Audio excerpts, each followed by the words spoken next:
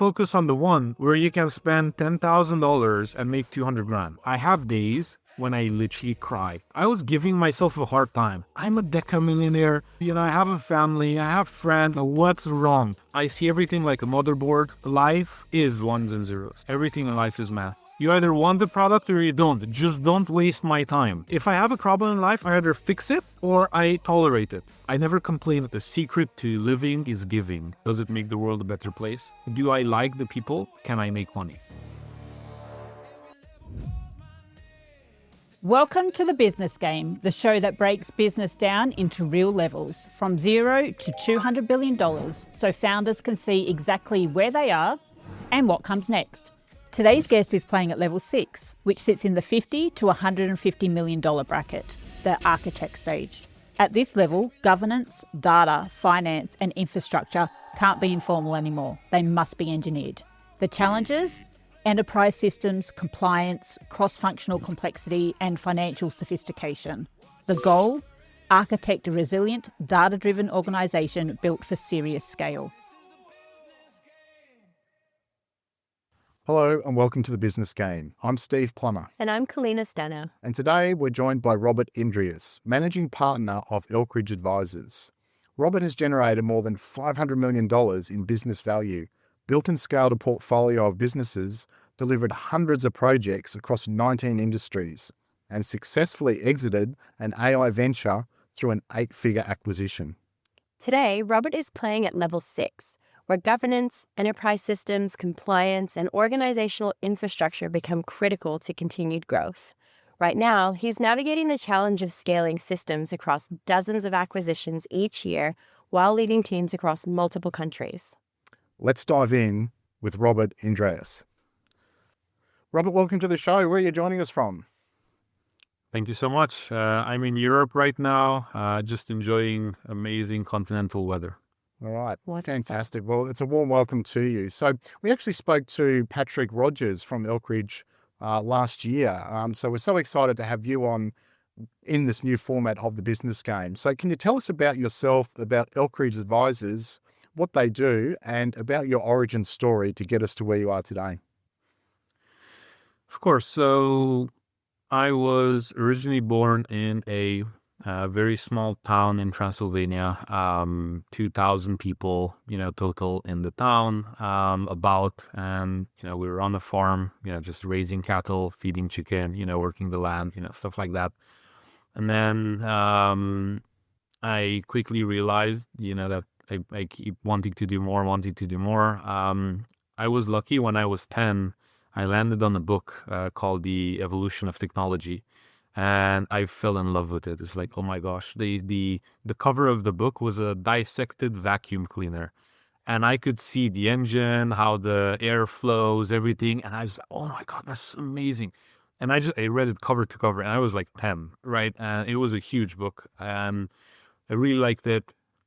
And I decided I want to be an engineer. And luckily I became one, right? So I went into a very technical high school.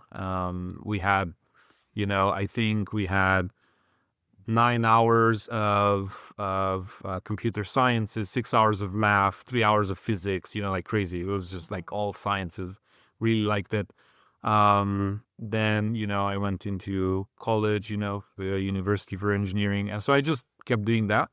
My first venture was an engineering company. I still own it to this day. I don't own it anymore. Sorry, I'm running it, but I sold it. So that's one of my exits. So I sold that for 7 figures, but the person buying it wanted me to stay on.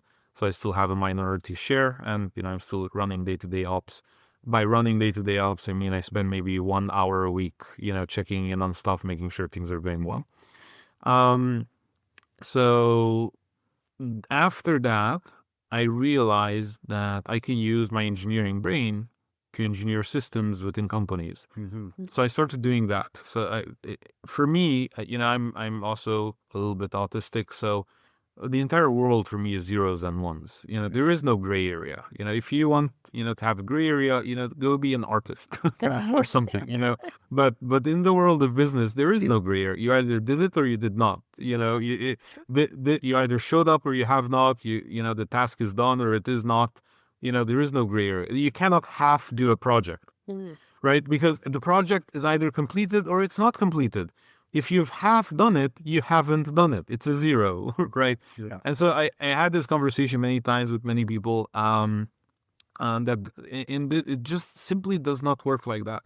If you get the client, and he ordered a pair of shoes, he won't be happy if you send him one shoe.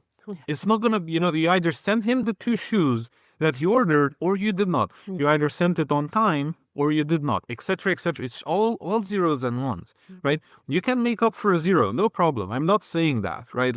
Or you can say that we didn't deliver the project because the client was a pain. The end result is still the same. We didn't deliver the project. How did we manage that painful client? That's the question. That's the intrinsic question. Yes.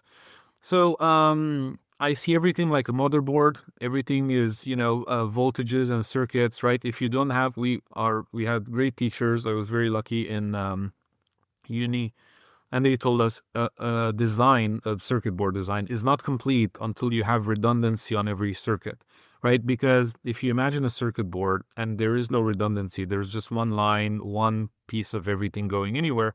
If you have a crack, literally you take a knife and you crack one of those lines, the entire thing falls apart because there is no redundancy. You can literally just break a line and it's done. The entire system collapses. So in the world of acquisitions, we call that key person dependency or key system dependency, depends what it is. But you remove that one person, the previous owner or the CEO or the, one back office receptionist that's actually doing all of the heavy lifting for the entire company that no one talks about, right? You remove that one person and then everything just collapses. No one has any idea what schedule they have tomorrow and, where do they need to go, who do they need to speak to, what, and so on. Yeah. So, I realized I can use engineering, right, to engineer great businesses. And then I started doing about 1 to 3 a year, for the better part of a decade. And then that's how I got to 11 businesses in parallel. At one point, I was, at the peak of my own portfolio. Yeah. And then I started having exits because I realized that, you can also exit companies at one point. So, well, why not, trade in the next 5 years of my time to just get that money right now, right? And then I can do something else, with my time. And so I started doing that. And then we started doing it at scale for, within Elkridge. Patrick, actually, I was on his podcast many years ago, I think 4 years ago. And, he grilled me on how to run companies effectively. And he was in shock at my answer. He was like, oh, Robert, no one does this. I know, that's why everyone's poor. Statistically speaking, just look, 96% of businesses never pass 7 figures in their lifetime. It doesn't matter how long they are, 96%. Never become, and here, the Instagram fame is hey, start a business so you become financially independent. Yes, good luck with that. Yeah. Statistically speaking, you never will, so that's the thing, and that's the reality. It's a very harsh reality, and people are not fed this harsh reality. They're fed the, oh, I'm going to quit my job, do a business because, I have higher chances of becoming wealthy. False. 90% of wealth is, doctors, lawyers, engineers, accountants, blah, blah, blah. Just look at the 90-something% of wealth. It was not built in business. It was built in careers. So I had that conversation with Patrick. He was very, let's say, pleasantly surprised by the conversation. Then we stayed online for a long time after the podcast. I think he might have even missed a meeting or something, but we just kept talking for a while. And then we stayed in touch. We did small levels of business together. And at one point he said, Robert, I want to start Elkridge. I want to combine M&A with business operations because no one's doing that. Only private equity does that, but no one at the smaller market, right? No one buys businesses and then manages them as well. Most M&A firms, they're brokers. They buy and sell. They're very transactional, right? That's all they do.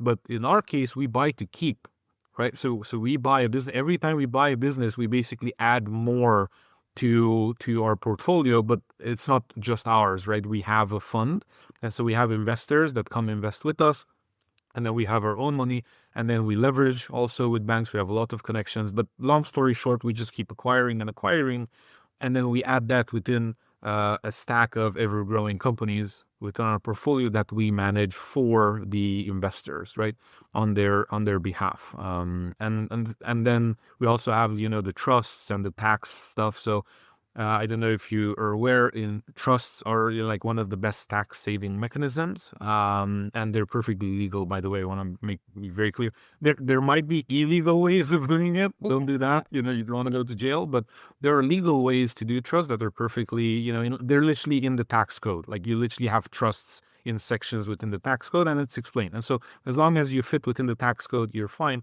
But then we basically, one of the rules of trust is that if you're the beneficiary of a trust, you cannot also be the manager. Yeah. There has to be at least two entities, and in some cases you have three entities because you have like a controller, like someone checking on all three, right? But basically you have the beneficiary is you, the person that is about to collect $10 million in an exit, and the manager needs to be someone else, right? So in that case, we are the managers of the trust, and then 10 million just lands into that trust, and then we have a fiduciary responsibility towards the trust to invest the money properly, right, into stocks, real estate, other ventures, etc., etc. And so that's also something. And we do a plethora of things, but basically, Patrick invited me to Elkridge. He's the original founder, because he said he wants someone on the operational side. Patrick is an amazing, very ethical person. He loves talking to people and having relationships, and having partnerships and so on. But he let's use the term dislikes the nitty gritty, the sheets, someone needs to follow up on X and blah blah. Like all of that needs to get done. And so we have a very huge appreciation for each other. I do not want his job, not even for a bit. Like he talks to so many people every day. I have this one conversation. I need to take a nap. I'm an introvert. Right? I cannot do this. Right? But then he can just do this all day. Like he goes to conferences, he meets people live, for lunches and so on. And I love him for it. Like he does all of that. And then he makes me speak to no one, like no one even knows I exist until sometimes, they find me on the website and then they ask for a call, but otherwise I'm just very happy, doing my geeky stuff, in the background. So. It sounds like there's a beautiful balance there, a lot of different skills and personalities and so forth. So to be clear, Elkridge Advisors is not bound by borders. You invest across countries and continents. Is that correct? Correct. People need to understand that the place of their business affects their multiple.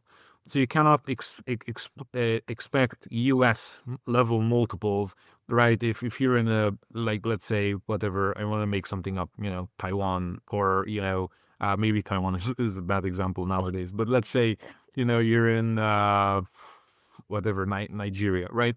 You need to understand that you're less investable. And has nothing to do with you. It's completely racist, let's call it, or whatever you want to call it. It doesn't matter. But we live in a world of business facts. Again, I'm zeros and ones.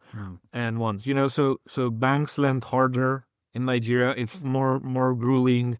Like no one in the US, where we have hundreds of millions to invest, is gonna want to invest there. Or statistically speaking, no one's gonna invest, right? Like when they can invest in fast-growing, stable, secure businesses in the U.S., why would they do that in Nigeria and other countries, right? Yeah. And so I'm saying this to say, yes, we do invest in other countries, but people in other countries need to be mindful, of how investable they are. Yeah. If you have a local M&A firm, a local investor, local whatever, they might value you higher, but they might also have less money, to invest. So the end result is basically the same. because they're not going to pay. They can say, oh, yeah, you're valued at 10 million, but I only have 5 to give you, And so in that same vein, maybe we can give you 7. We see that you're valued at 10, but we want a 30% discount because it's in a language we don't speak, in a country we never go to, et cetera, et cetera. So we need a discount to basically everything is risk. So if anyone listening wants to understand how M&A work, the riskier money making is, the less you get for it. So every business you assume will make money, as it has up until now, right? Because you're buying EBITDA. You're buying, let's say, $1 million in EBITDA, you get $5 million for it. Let's say, I'm oversimplifying it. Yeah. But if you have key person dependence, if you're in the middle of nowhere on an island no one heard of, if your clients, like let's say one of your clients is 60% of your revenue. I don't know. This is like I'm making these up, but if all of these are stacked upon each other, all of a sudden you're not worth 5 million. Maybe you are worth 2.5 on a good day, And so because there's so much risk attached to it, and you need to be very careful. One of the places where we invest in real estate, for example, is Puerto Rico, because it's still an amazing, it's ripe. Like you get huge ROIs, like twice as much as you would get in mainland US. At the same time, Patrick calls it the Wild West of real estate investment, because it's like just an island in the middle of nowhere. It feels like it, And so you're careful, you really need to be very careful as to what you do. But we have connections. And we have literally, part of the team, the core team we have in the US have family connections there, and they were, I wouldn't say born there, but to a certain extent, large part of their family are there. So because of that, we can literally buy land that, for free. Wow. And, build resorts and business centers, anything we want to build, right? So if anyone listening, wants to own a $20 million resort for, half the price, then, they can reach out and we can do something together. So that's how we've gotten together, and that's why we have this dynamic, going on now. Yeah. Wow. What an incredible story. Yeah, absolutely. Yeah. Wow. I just want to pick your brain for hours on everything that you do. So you've said that one of the biggest breakthroughs in your career came after losing all of your savings in an early venture. I'd love to dive into that a little bit. So what did that experience teach you that still influences the way that you build businesses today? I think very good question. So I am by almost all definitions a dreamer. I read books, as you can probably see. These are all of my business books, and then we have a completely different library for all the fiction. And so in the end, we have a book nook under, it's like a U-shaped library, and then under it we have like a bed for 2, 3, 4 people. And so we literally just cuddle up, my wife and I, and read. And that's one of the things that brought us together. We were avid readers. And so I like, Lord of the Rings, The Hobbit, Harry Potter, all of these, and I'm just mentioning a few that are very, very common, but a book I just finished reading was The Midnight Library by Matt Haig. Highly recommend if anyone wants to, chill. I had a very good conversation and learned a lot of lessons. The Midnight Library is amazing. And Matt Haig in general, I've read several of his books, and I can't believe he combines personal development with storytelling so well. You can't even tell you're learning, but you are, whilst you're learning from other people's life experiences. It's like the Alchemist from Paulo Coelho. One of the originals I've read, a long time ago. I was like, this was such a good book. And it's tiny, and the author Paulo wrote it in 3 weeks or something, because it was in his mind for years and years, and he just never had the time. The guy, I think, was in prison at one point or whatever for it's crazy. But I don't know. He started writing when he was 40 something, and then just couldn't wait to get this story out. And in 3 weeks he wrote it. The fastest I've ever written a book was 6 months, and it felt like it was taking forever. It was waking up 4 a.m., going to bed at 12, just to get hours of writing in, so I can finish the book. Oh, wow. But so coming back, I'm a very big dreamer, and I'm very corny, and so on. I want to believe. I really do. I always want to believe, in the love story and the fantasy and so on. So when I was younger, I started listening to, I want to say audiobooks, but they weren't audiobooks back. They were like CDs, programs, that you can listen to. And so I got everything I could from Brian Tracy and from Tony Robbins and from, as many people as I could, basically, whomever was, famous. I believe, Zig Ziglar and so on. How was that guy? Jim Rohn. Yes, I loved his, the way he would speak. He was so funny. Like you could listen to him for hours. And he was so blunt as well. He's like, look, if you're fat, you ate too much. It's like, that's it. I'm sorry. It's just, you ate too much. You should eat less. So he was very funny at, telling truths, and I really appreciated him. And I was listening, and one of the rules of life I picked up, I believe, from Tony Robbins, whilst I was listening to those. I was listening to them whilst I was a marathon runner, so I just run for hours and, just listen to those. I literally had like the CD players, if you remember those. And you could, it was very motivational, and he was basically saying, just do the work, just add value. I even remember the quote, the secret to living is giving, and so on. And it's just like he just had these things, that he would keep saying over and over, and it would just ingrain in your brain, especially if you're like a late teen, early 20, you're getting it like a sponge, and you take it as biblical lecture at that point. And so I was taking that all in. And so I started my company, or one of my companies, believing that if I add value, people will reciprocate and pay me the fair amount for that value. So we started doing work for people and just did work. I was paying people very well, fair wages and so on. And we would finish projects, and then I would ask people, okay, like, what do you think you should pay for this?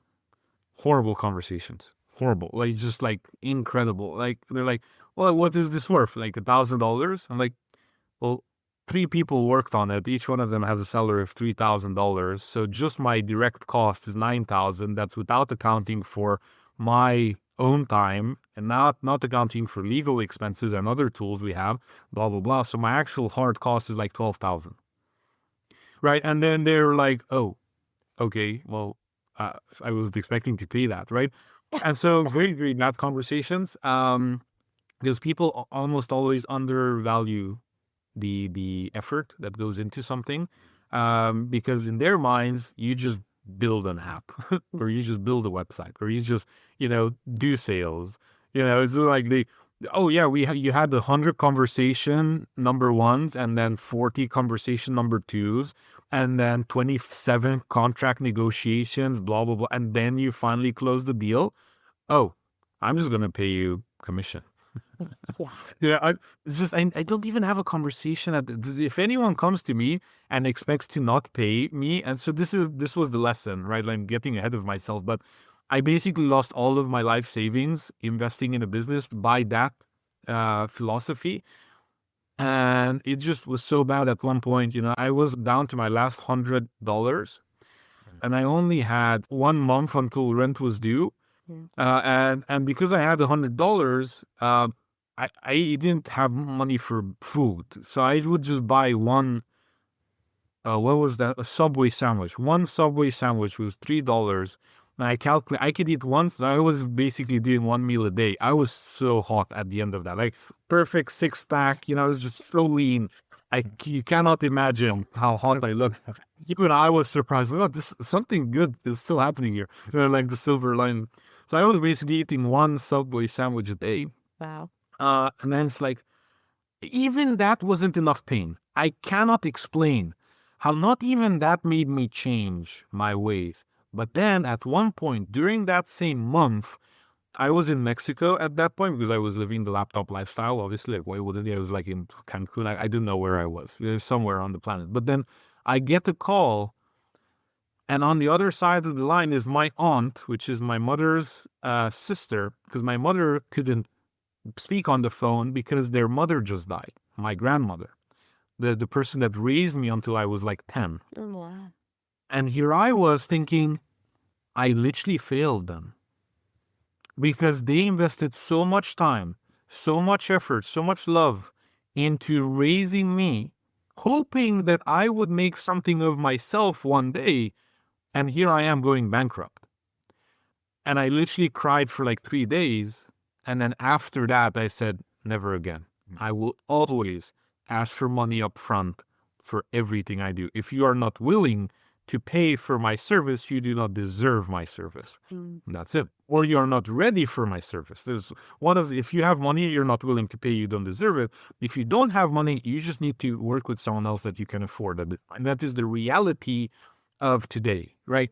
And so it's literally, I cannot I have shivers just thinking about that moment. I was so upset with myself that I let my family down. I let my mother's, my father, everyone that loved me, so that I would one day become something. I let everyone down. That's how I was feeling. And then I said, no, I will always ask for money up front from now on, right? And so that's what we do now. We always get paid up front. Whenever I have conversations with people within industry that we operate in, they get paid, after they do work and, whatever. And I know that's industry standard. I'm perfectly aware. I'm sorry. You're either going to give me $10,000 right now, or I'm not going to move a finger. It's just like, I'm not going to risk it. Never again I am going to risk that. And if you're not, I don't need to prove myself. That's an advantage, right? I already have my track record. All of my companies already have testimonials, video testimonials, references. I do not need to prove to you that I know how to do what I do. So you either believe, a global business director, telling you that I have made them who they are, or you don't. It's just as simple as that. And if you don't believe them, nothing I can do can believe. You're just looking for a very cheap way, a very low risk way to get what you want. And at that point, we're not good business partners. Why should I invest in your business? I'm going to take $10,000, put it into my own business. I have perfect ad funnels. I spent that $10,000 on ad funnels. I make close to $200,000. Why would I put that into growing your stuff? Pay your marketing, pay for your business development. Like we do, for example, something I started doing a few years ago, we manage businesses for people. We literally go in and say, you know what, I want to retire, but I don't want to sell. You just do this stuff. You handle this stuff. And then, we just do it for them. And that's it.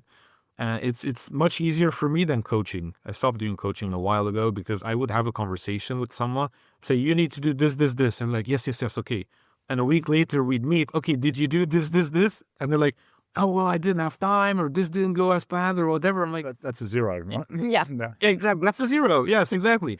Just let me do it. Instead of paying me to coach you and you not doing it, just pay my team. They will do it for you, and they'll do it faster and better than you are. And so I just transitioned from coaching to done for you. And so we just manage companies for people. And that's what we are doing within Elkridge now. Because before, I wouldn't get to share. I just helped someone exit. They made 38 million euro last year. And I got close to nothing. Or sorry, I got nothing out of that, right? But I did get the service, because they were paying us for the service, to do the systems, the marketing, and so on and so forth. And then I got zero out of the exit. And so when Patrick showed up, not like a knight in shining armor, that he is like, hey, Robert, I have this idea. Let's go into M&A. We'll buy the businesses, we'll take a percentage, and then we'll grow them. And then when we sell, we get the percentage, right? So we make our money when we actually exit. So we are completely aligned in KPIs with our clients, or we call them clients, they're investors, investing their money, because we take a percentage of the company, and then we only make real money when that sells or that gives dividends, one or the other, if we want to keep for long. Mm-hmm. And today, Robert, you've got, I guess, an empire almost of 8 businesses that generate 7 figures. So what does that look like? Are they all interconnected? Are they independent? Do you spend half an hour on this one, 3 hours on that one? Talk us through what that looks like. The long story short on that is that I don't really spend time on them. I only spend time on them like when I think about them. Like I get like an idea, hey, maybe we should do this, maybe we should do that, and then I check in, and we've written a book on it. It's right here on Shackled, the 7 levels of business excellence, and we have a chapter called Inspecting Your Expectations. So you set expectations with everyone, and then you empower them to do what they need to do. But then you just check in every so often. You're like, hey, well, how's the CRM look like? How are finances looking like, and so on. So I typically get a quarterly update. Like how was last quarter and what are we planning for this quarter? And it's like a little presentation in an email. And I literally don't speak to people, and I like them. I don't want to be, I don't want to sound rude. I like all of the people I work with. It's just either way, I need to hop on calls, every day, so the more I minimize it, the more energy I have to do other stuff. Yeah. And so, to say it bluntly, I would say I have an engineering company, but I don't own it anymore. So, but let's say I'm managing an engineering company. We have a marketing company that I still own. We have a card game for couples, and that's won awards in the UK multiple times. Is the world's first truly replayable card game for couples. And again, because I'm corny and I like board games, and so on and so forth, we couldn't find the game with my wife to play, that couples game. We have all of the standards, like, Monopoly, Scrabble, Exploding Kittens, whatever, you would get online, that's well reviewed, but nothing for actual couples. So we just designed one, invented one, and, it's being played by people in like 160 something countries at this point. So we're very happy with that, but that's a card game for couples.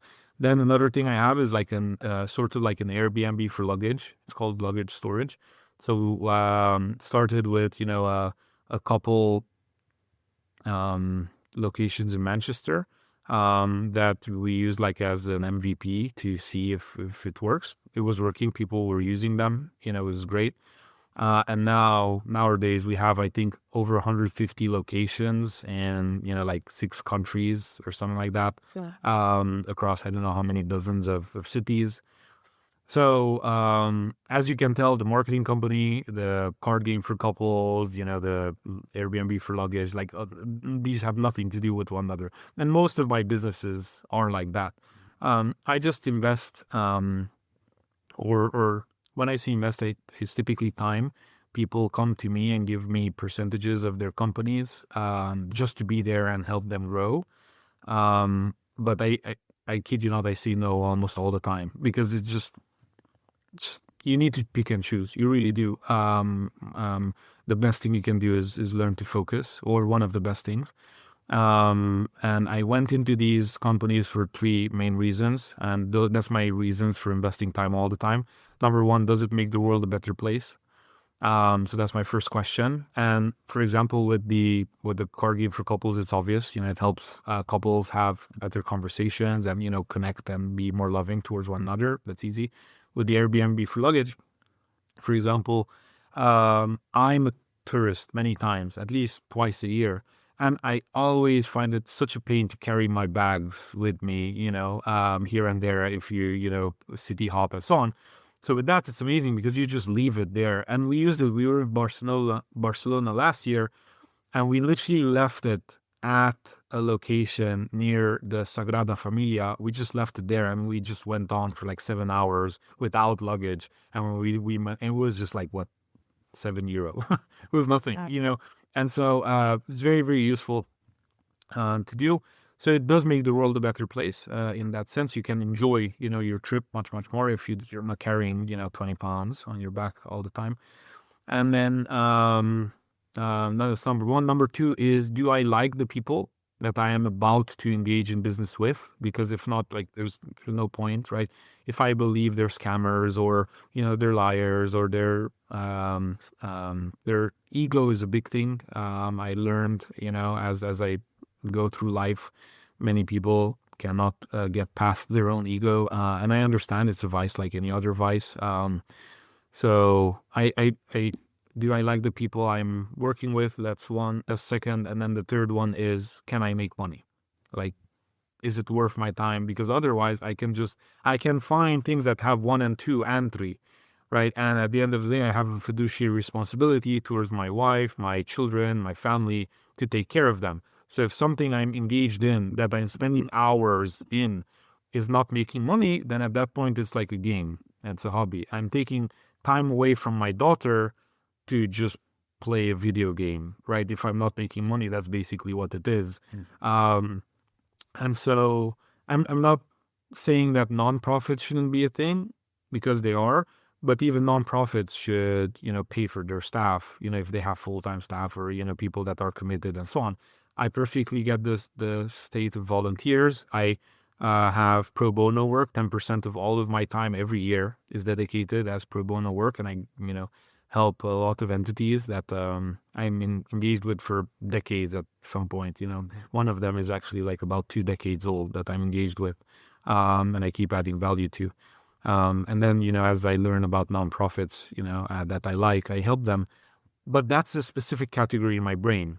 When I go into business, then it either makes money or it doesn't. It's either 1 or 0, right? So it has to be 1 in all these 3. And that's how I choose, what to do. But the businesses themselves, they have nothing to do with one another. The Business Game is proud to partner with High Level, the all-in-one CRM and marketing platform built for growing businesses.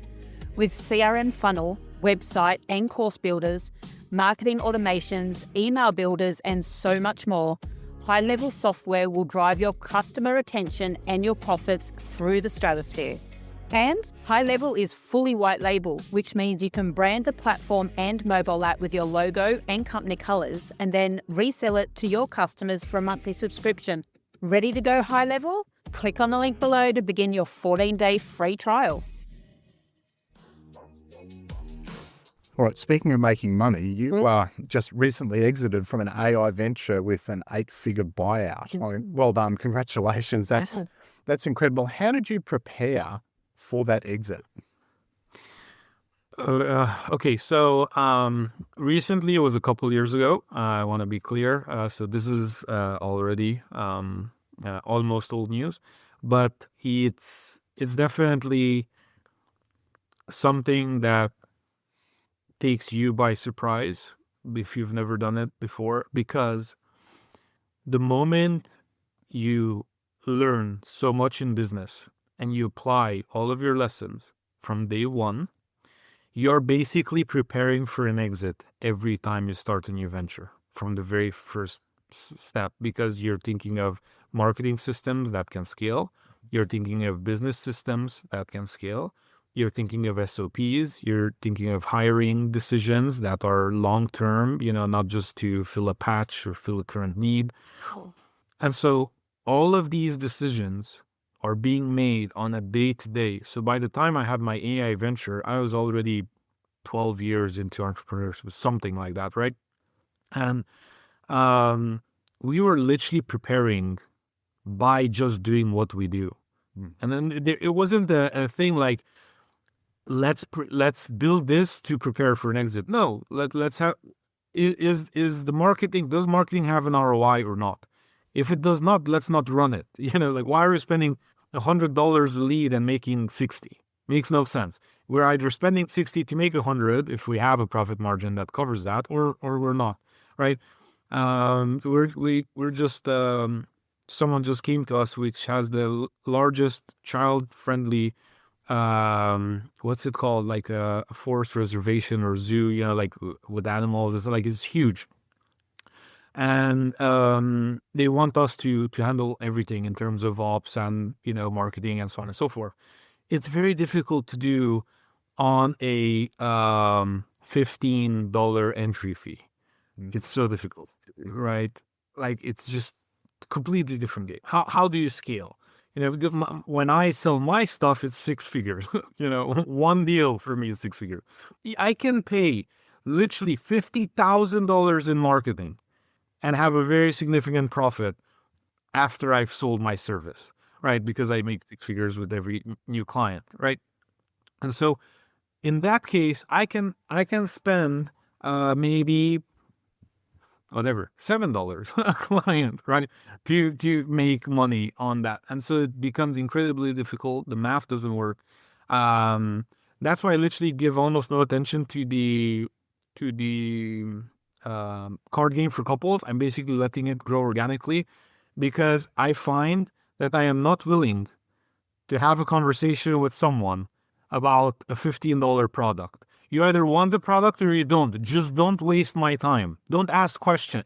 It's all there. You have reviews, you have a product description, you have everything there. Why are you wasting people's time asking so many questions? Do you not understand the value? Like, because anyone is worth at least $5 an hour, at least, like whatever, right? And in our world, they're like $15, $20, $50 an hour, right? Yeah. And so you're spending someone's time, to answer emails and calls or whatever, and you're paying them $20 an hour. So if you have just one call for a product, you're already not making any money on it, right? So like just build a system that sells it automatically and just let it slide. Yeah. If we ever want to be what's it called? Philanthropic, we will put money into that company, into growing that company, but we are not making money, because I'm not in the game of small margin businesses. We can do it, and I've made that successful, but it's not worth, like, when you have, I'm sure you guys know the Pareto principle, the 80-20, like what you're spending 20% of your time makes 80% of your money. And when you have 8 businesses and they're making so much money, you're like, which one of these do I actually focus on? You're going to focus on the one where you can spend $10,000 and make 200 grand. That's the one you're going to focus on, right? And it's just simple math. Again, it's like, has nothing to do. I like this business more than the other ones, as like in the positive that it can bring to the world. But at the same time, I literally need to see it as a nonprofit because it's like, that's how I dedicate time to it. Like I'm helping couples, just have better relationships at this point, right? And I'm not making too much money on it. So that's that. And then coming back to the question, it's like you by default at one point learn or get to a specific standard of business that you're not willing to make compromises on. And so when we have already reached that standard before we had the AI venture. And so when we had the AI venture, everything was just in place. Sure. We sold, we exited that company, like we built it for 6 months or something like that. Then we launched, and by the end of month 3, it was sold. Right? It was literally sold. So we didn't have time to prepare. We tell people, like, give yourself at least 1 to 2 years to prepare for an exit. The reason why we say that is because we know their ops are in shambles. We know their marketing is like lackluster. We know that no one has any idea what their P&L and balance sheet looks like. Like you talk to these owners, like, okay, show me your P&L. It's like, isn't that what my accountant does? I'm like, yeah, and you should look at that every month. Yes. You should know what goes in and out, like the line item, the like, what was the $70? Oh, that was just coffee. $70 of coffee? How much do you drink? He's like, well, no, like I met someone and so on. And like, did business come out of it? No. Well, then it's a wasted expense. I'm sorry. It's like you just spend $5 on a coffee next time. By the way, order it. Don't spend money on gas as well going there. It's like these conversations, it's just like weird. Like the amount of inefficiencies in companies, it's staggering. So that's why we tell them, give yourself a year. Like, don't be rough with yourself, right? You'll need a year to prepare. But we don't prepare. Like, if someone wants to buy Elkridge right now as a boutique M&A firm that does what we do, they have to do almost nothing. They just buy it. Like, there you go. And I only had like 6-7 months to do what I do, right? But we have key people in every area. Marketing is being done. Funnels are being done, tech is being done, the valuing companies is being done, acquiring them is being, like, everything is being done, right? Patrick was up front with me like a few weeks ago, because we have a good relationship, and he's like, Robert, please don't take this the wrong way, but I don't know what to do. Like, I have nothing to do. I don't know what to do. It's like, congratulations. Now you're an actual business owner. This is what it feels like. Like, you need to give yourself work if you want to do something. But that feeling of, I don't actually need to do something, that is where everyone needs to get to at one point. And so that's how we prepare in quotes. But preparation for us is just day-to-day business at this point. Yeah. So I'd love to get into how you manage scaling systems across dozens of acquisitions per year. Sounds like a massive challenge, and you don't seem like you stress too much. So how do you navigate that? Zero. Yeah, that's right. Yeah, it's yes or no. Yes. Yeah, so how do you navigate that? So one thing I'm going to tell you with the ones and zeros that's funny is life is ones and zeros. Everything in life is math. And I can explain it in calculus. I can easily explain it to anyone. People are gray. They are so gray. It's like, do I do this or do I do that? And like, which one do you want to do more? I want to do both of them equally. Okay, which one are you more competent in? Well, I feel I'm equally competent in both of these. Okay, then do this. And like, well, how did you choose? Easy, you do this. Like, but how did you don't need to worry your little head about it. Just do this. Do this and get back to me in a year. Let me know if you like that. And Robert, what if I don't? I'll go back to you and say, okay, do the other thing now. If you're literally at odds, like it's equal. Two decisions are completely equal. Just gut feeling, just do whatever you want to do, because at that point, you have crunched all of the numbers. And it comes down as 1 and 1. Just do the 1. Yeah. As long as you do a 1, you will never regret life. Guys, anyone listening, please, just do ones your entire life. You know, do I like this person or do I not like them? If I don't like them, just get them out of your life. If I do like them, keep them in your life. Yeah. Or if you want to like them because they're like your mother, you know, or whatever, then find a way to make it one, you know, or something. I don't know. Just like do something. Stop having the conversation that, you know, pisses them off. It's so easy. Just don't do it anymore. You know, just do something else, right? They're not going to change. They literally made you. They quite literally birthed you. So you're not going to run their life. As far as they're concerned, you're like a 2-year-old toddler that they needed to teach everything to. You know, like, you're not going to go to them and say, Mom, you really should stop eating sugar. I've been eating sugar 20 years before you existed, my son. And it was like, and I'm still here, you know, and as I have less pain than you do. So, you know, yeah. And so these types of conversations, just don't, you know, just let them live life. They know what they need to do and they not do. But that's how you do it. When it's business decisions, if both of the things are one, if both are ones, then just do the 1. You're right. If it's a 1, then you were right. And the other one might have been a 1. Okay, you would have been right in that situation as well. Just do 1. Just one of the ones. Just do the 1. Okay. But people are gray, right? In that sense, they, you know, people tell me it's Robert, it's a chicken and egg situation. It's like, that's made up. First was the egg. I can tell you now, there were amoeba, and then there were lizards, and then eventually there were chickens. So there were eggs before there were chickens. End of story. That's it. There's no chicken and egg situation. At one point, evolution made one of those eggs come out biologically a chicken.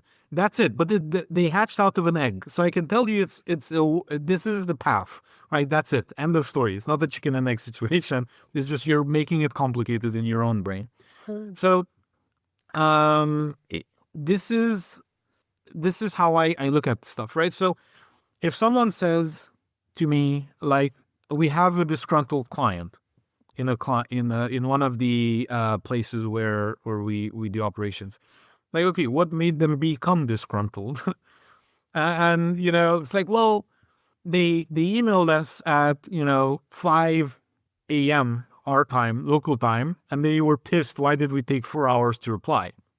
It's okay. We failed to set expectations. We failed to set time zone expectations. What do you want me to say? Could you not figure that out for yourself? Right? I literally have these conversations with people because I empower them to figure out life. You know, like, why are you bringing this to me? Well, how did this reach the highest level in the org chart? That's what I asked myself. Like, how did this reach me? Right? Because someone wasn't empowered to think. They were scared to think of for themselves and to deal with the situation for themselves. So that's why we add, there's an amazing book called The 1 Minute Manager. Highly recommend it. Ken Blanchard wrote it. He basically teaches you how to manage in 1 minute, a day. Wow. And it's a very short book. Everyone should read it. And he basically says that the concept is very simple. If it's something you could have figured out, you should have figured it out and dealt with it. That's the entire book in one sentence, right? And so you need to set up systems to make this the standard across all of your organizations, right? We were talking with Lisa earlier. Lisa could by herself manage an entire studio. She does not need guidance at this point, probably, right? She could just manage it. Yep. Okay, perfect. Like, don't come to me with stuff. You just deal with that stuff, right? If something is, oh my God, burning, someone's going to sue us because we said something we shouldn't have, right? We called them whatever. I'm not going to say anything on the show, but we called them something and we shouldn't have. Okay, now what are we going to do, right? Because this is a new thing that people are not competent with or they're very scared of. You need to, be very careful with, right? So you deal with it, but you deal with it properly. And then once you deal with it once, you make it an SOP and you make it part of contracts and you make it part of training and so on and so forth. So you never deal with it again. So across all of these different countries and cultures and so on, you just learn to set expectations better. I'm going to give you just one funny story on this. We have business in Mexico. And I don't know if you know, but in Mexico, everyone's late all the time to almost everything, right? And so I run my brain again on ones and zeros. And so whenever someone's late, it's like there was traffic. Okay, was there traffic yesterday? Was there traffic last year? Was there traffic 2 years ago? Well, yes, Robert. I'm like, okay, and can we both agree that you failed at remembering that there is traffic in the city that you've been living in for the past 20 years, right? And so these are the level of because if there was traffic, that's why you were 40 minutes late to a 1 hour meeting. Seriously, that's what you're gonna tell me, that there was traffic? I don't deal with that. I'm sorry. It's just like I'm at the level in which I don't need to put up with that stuff. Even when I wasn't at my level, I wasn't taking this, right? And so I asked them, okay, have you ever flown with an airplane? Like, yes. About how many times? Robert, at least a dozen times. Okay, well, did you ever miss one? Oh, no, I didn't. Okay, so you can be on time. If you really want to, you can be on time. You just decided that our conversation today wasn't important enough for you to be here on time. Oh, Robert, you're exaggerating. No, I'm not exaggerating. You need to remember, we booked the time from 4 to 5. I'm leaving in 20 minutes. I've been waiting for you for 40. And you only need to have this conversation once, guys. Yeah. I kid you, just once, right? And I didn't want to be rude to people because they consider it rude. In their culture, it's normal to be late, right? So as far as I was concerned, I started telling people after a few of these conversations, I'm going to be in this restaurant between 2 p.m. and 3 p.m. I am going to effectively leave at 3 because I have somewhere else to be. The sooner you arrive, the more we get to speak. And so if you manage to be there by 2, we'll have a full hour. I probably won't be there before 2, but at about 2, I'll be there and I'll leave at 3. If you'll be there between 2 to 3, we'll have a full hour. If you won't, then I'm just respectfully, I will need to leave at 3. Guess what? Everyone was there at 2. Everyone. Every time. And I wouldn't even explain. It was the message I would send to people, right? I wrote it once, an SOP. Again, this is how I function. My wife is like, how can you be so geeky? And I was like, I'm sorry. It's just like, if I have a problem in life, I either fix it or I tolerate it. I never complain about it, right? You either fix it or tolerate it, right? And that's it. And so I just fix stuff because I don't like compromises. So I just fix things in life. And business is one of those. So that's how we do. Hopefully that answers your question. Yeah. It's very high level, but this high level mentality is what actually is making everything, stick together and work. Absolutely. That's great. Yeah, Robert, I want to ask you about fear, which is probably not so much a black and white kind of thing because the stakes are high. We're talking, the businesses you've got 7 figures, 8 figures, etc. There's a lot riding on the deals going through and all of those sorts of things. Bigger the business, bigger the responsibility, potentially the bigger the fear. How do you and your business partner deal with fear, or do you not even feel it? Yeah, that's a very, very good question. One thing, stakes being high, interestingly enough, does not change the level of stress or things like that, or most times doesn't. Because someone that has just a job but has children and the livelihood of their children depends on that $2,000 a month job, oh my God. The level of stress and anxiety of, keeping the job, not failing, not whatever, having food to put on the table, having to work side gigs to afford a computer for your children or education or what. Oh my God, the level of stress. Horrible. Horrible. Right? Literally the same as me running a $10 million business. It does not change. It's weird, but it doesn't change. 90 something percent, or I think most people would say 85% of our fears and stresses are self-made. They're like and it has allowed us to survive. The lion that can eat you, the whatever. Like you hear a sound like, what was that? I hope it's not going to eat me. That's like our entire evolutionary thing baked into the brain. So that's why you remember earlier I was saying that people are gray. That's why people are, you cannot control this. I have days when I literally cry. And up until maybe a couple years ago, I was giving myself a hard time. Like, I'm a decamillionaire. I have all of this going for me. I'm fine. I have a family. I have friends. Like, why am I crying? Why am I so sad? Like, why am I so scared? Like, what's wrong? Emotions. It's just it creeps up. It bubbles up. And you just deal with it. And I have no better way of saying it.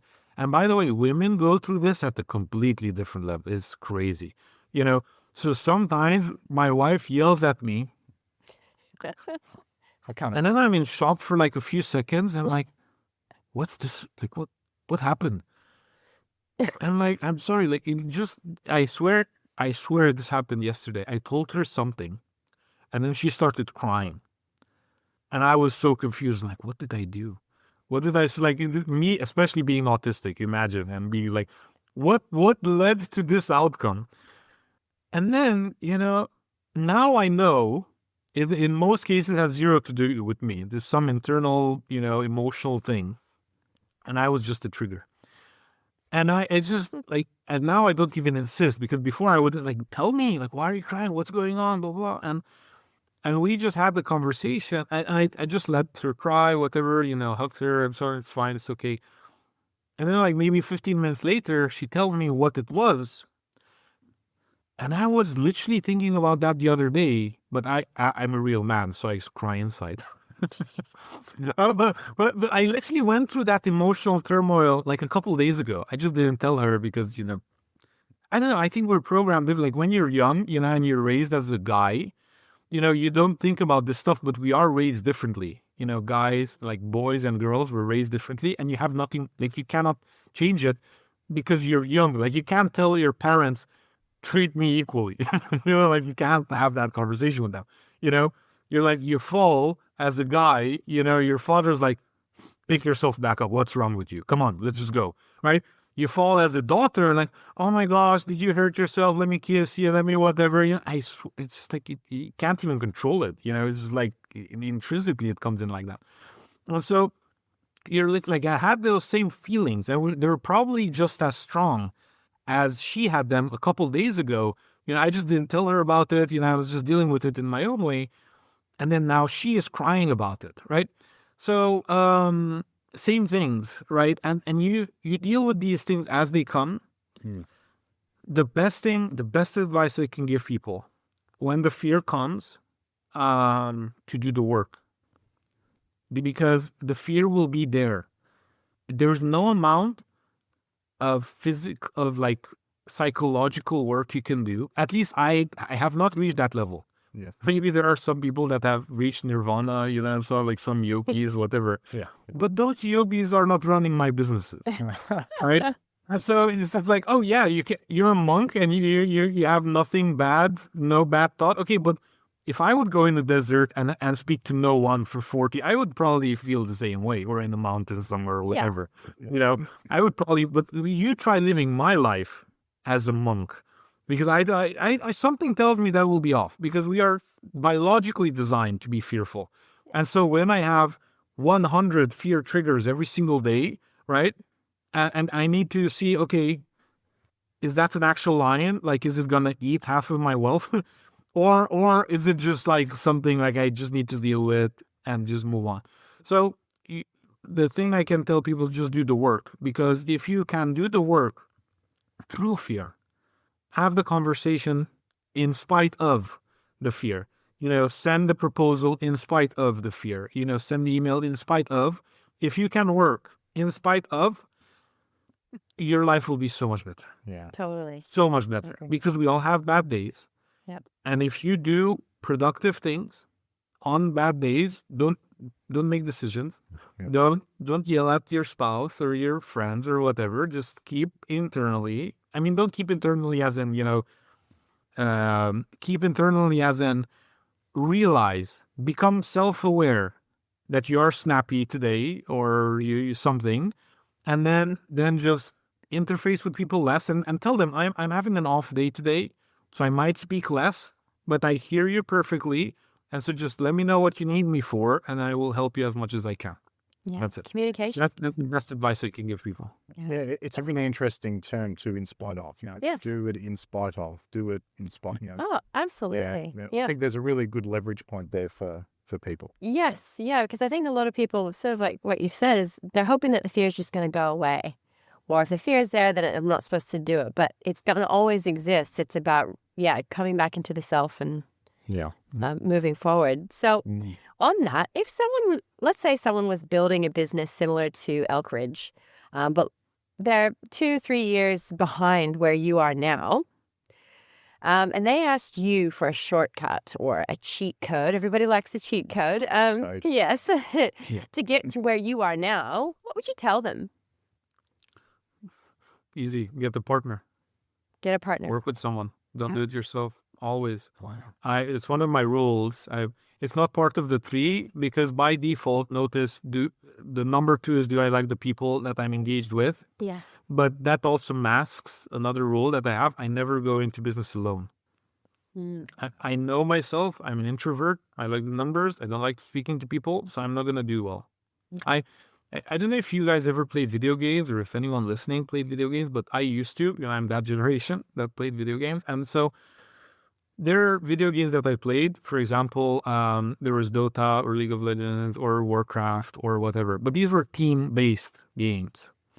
So I would always thrive being the support character, being the tank or the healer, or someone that would help the team succeed somehow, not being the main guy. Because I didn't like being the main guy. Number 1, I don't like the fame. Like, hey, this is the main guy, blah, blah. I don't like that. But number 2, nothing makes me happier than making my team succeed. It's so weird. This has been my entire life. My entire life, I've been like that. I've been like a justice guy, right? It's like, because I was born Hungarian in Romania, and anyone looking at the history, it's very convoluted.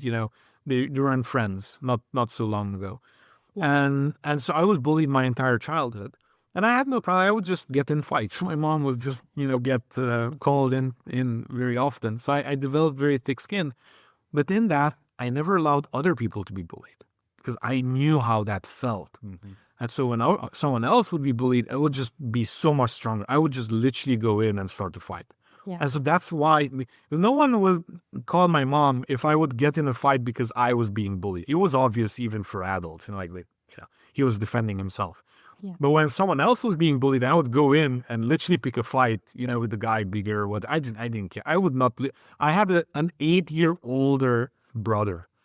I was used to fighting someone literally twice my size, You had practice. So no one at school had any chance, like you literally had to be an adult to pick a fight with me at that point. I was so strong. No one my age could beat me. And I didn't know how, it was, and I would never used it against, someone, but I would just, do it in justice sense.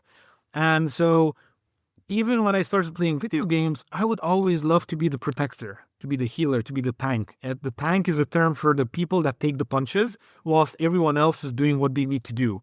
The tank is their front line, getting all of the blows, and they're supporting the team. And the healer is basically healing everyone up whilst, again, they're doing. So those are the roles I enjoyed most. Never liked being something else, or the type of roles. And I'm the same in business. So I get partners that are the main guys, right? And that want to be the face of the business and want to run the business and so on and so forth. And I tell them, there will be a time if you work with me where you don't need to do anything.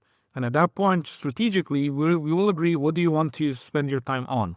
If your answer will be, you know what, Robert, I just want to retire. I just want to move on and do nothing. That's fine. That's perfectly acceptable. That's why we're in business to begin with, right? To build wealth and freedom.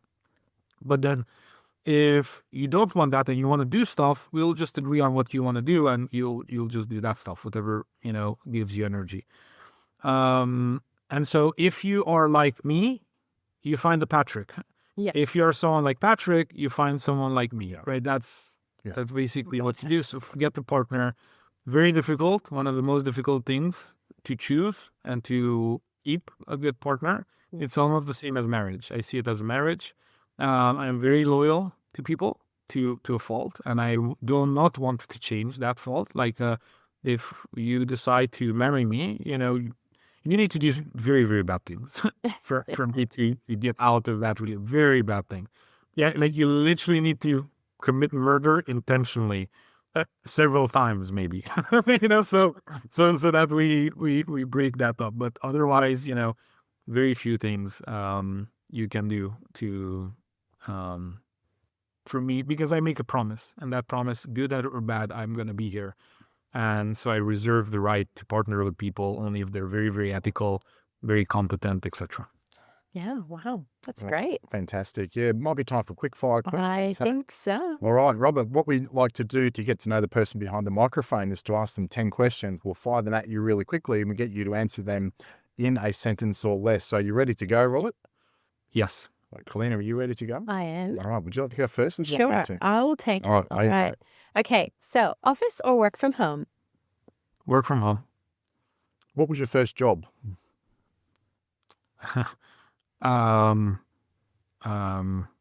Working the land on a farm Yeah. when I was like 5. Oh, I love that. Your go-to productivity hack? There were so many. Wait. I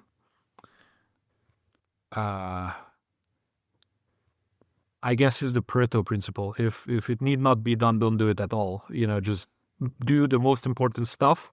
I actually wrote a book on it. Yes, the IVD method is basically define your top priority and just do that until it's done, and then go to number 2. Oh, I like that. Are you an Android guy or an iPhone guy? Android all the way. I'm an engineer. Okay. What's your coffee order? I don't drink coffee. I drink tea without coffee. Okay. If you weren't doing what you do now, what career would you choose? I would be a writer. I love writing. The best investment you've ever made? Buying a very good car for my mother. Because literally a year after I bought her car, she was in an accident. The other car got completely totaled. Even though they hit my mom, but because my mom had a brand new 5 out of 5 security car, nothing happened to her. Oh, wow. I almost cry about it to this day. It was one of the best investments I've ever made. And anyone listening to this, buy a 5 out of 5 security car. Literally, do not, you never know when an accident happens. Be ready. Wow. There you go. Yeah, wow, that's a heartfelt I feel it. one. Yeah. Are you an early riser or a night owl? I have children, so it doesn't matter. One piece of tech that you couldn't live without. I would say at this point it's technology itself, but it's probably my laptop. Okay. Now, other than what you've mentioned so far in the episode, what's your book or podcast recommendation? One of the books that has left the most positive impact on my life was The Success Principles from Jack Canfield. I recommend it to basically everyone. Very basic, super basic book, incredibly basic. Do the basics, literally. Just do the basics. Wow. Okay. Love that. All right. Excited to get into that one. Okay. And final question. If business truly is a game, Robert Indries, what's your definition of winning? My definition, personally, of winning, the business does not need me or any one particular individual at all for its own success. It would be, I recommend, the same definition in parenting. If your children end up becoming dependent on you, you have not done a good job. I am sorry. Yeah. You need to help them become independent. So owning business is the same as parenting. You want your business to become self-sufficient, self-sustainable in every way, and that is the victory. If you manage to do that, that you've won at business. Basically, you can do it over and over, but if you do it once, you've won. Yes, absolutely. Fantastic. That's right. Yeah, Robert, thank you so much for your time today. It's been a fascinating discussion. So great. So many nuggets you dropped, and Thank you so much. the ones and the zeros, right? I know. I'm gonna hear your voice now when I'm deliberating between choices. Yeah. Just pick one. Yeah, for sure. Yeah, and inspired off. Yes, that's right. Yes. Yeah. So thank you so much. Yeah. So, Robert, where can we find you online? You and your business online. So anyone that Googles Elkridge Advisors, they're going to find us. We do very good SEO, very good marketing. You cannot miss us. Just Google my name. I have 33,000 things, that come up on Google. And so anyone just Googling my name or Elkridge Advisors can find us. We do obviously have elkridgeadvisors.com, if they want to work with us, anyone listening to the podcast, if they reach out to me personally or to Elkridge, if they mention the Business Game podcast, I will give them a 10% discount, and I promise to answer their email personally. Wow. Thank you so much. That's so kind. Thank you, Robert. I hope our listeners take you up on that. I think that's a wonderful offer. Wow. Thank you. All right. So that's all we've got time for. If you've enjoyed this episode, make sure to subscribe to the Business Game and check out the playlist for the level of business you're currently playing. Because every founder is somewhere on the game board, from zero all the way to $200 billion. Choose your level, and we'll see you next time. This is the Business Game.